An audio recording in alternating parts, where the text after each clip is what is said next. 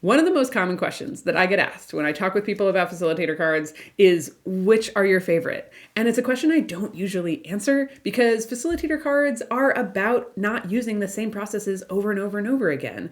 They are meant to add variety and novelty and maybe even like a little bit of intrigue into our work with groups.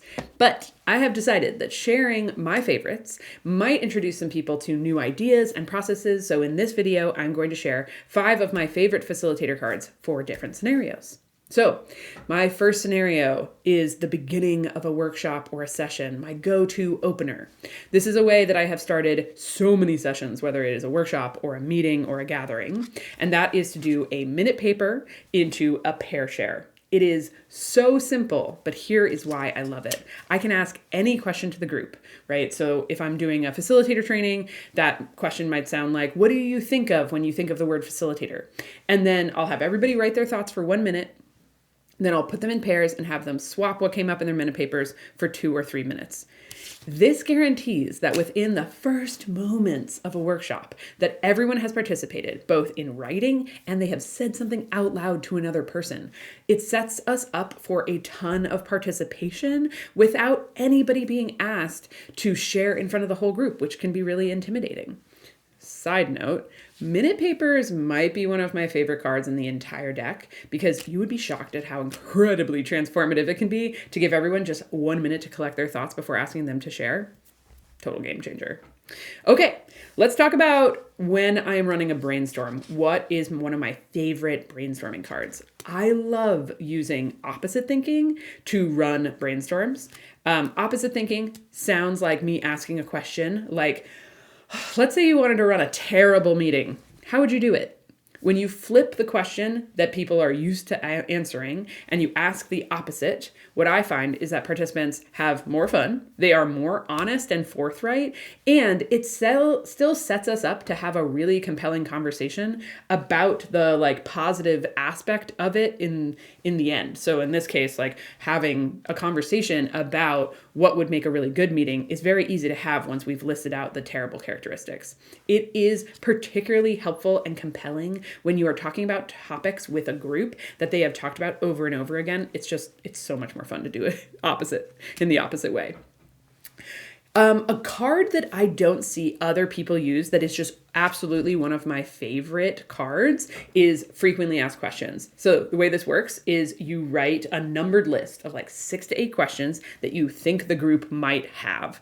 Then you put that list up, you read them out, and you ask people to shout out a number that they want answered, and then you answer that number, and then you do that a couple more times. The reason this card is so awesome is that it's super powerful, but kind of in the background. So it normalizes for the group all of the questions that you've just put up. You're essentially communicating, oh yeah, these are questions that everybody has. And that makes people feel much less intimidated asking them.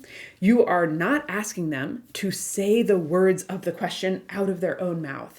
And vocalizing a word or an idea can be intimidating. And so people won't do that, but they will shout out, number 2. And you can be like, number 2, and you can read it out and get it.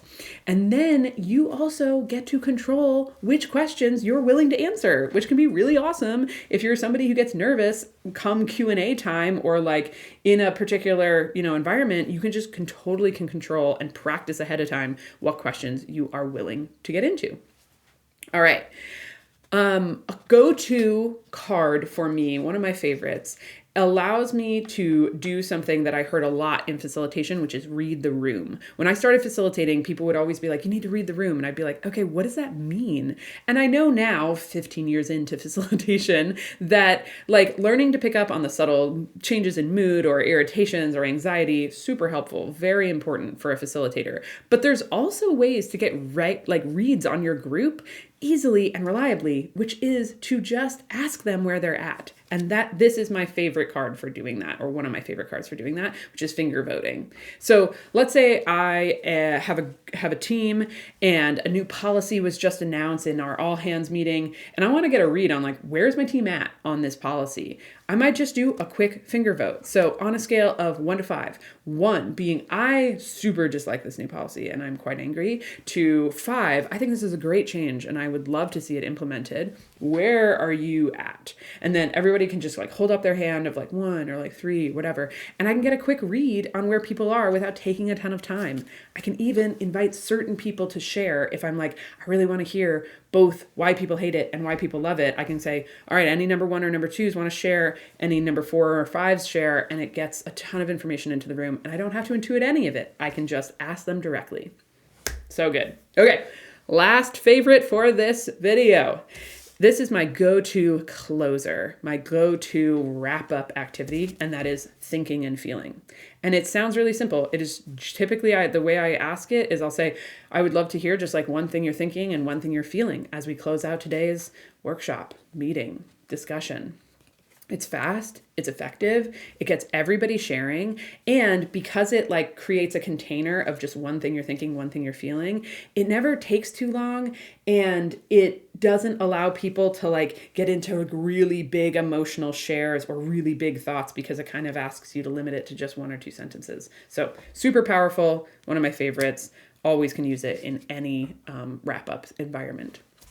There are so many more facilitator cards in the deck that I love. The reason that the deck is 56 cards is because there are truly hundreds to even like thousands of different ways to facilitate out there. And these are all our favorites. These are the 56 favorites that work reliably over and over and over again in a ton of scenarios.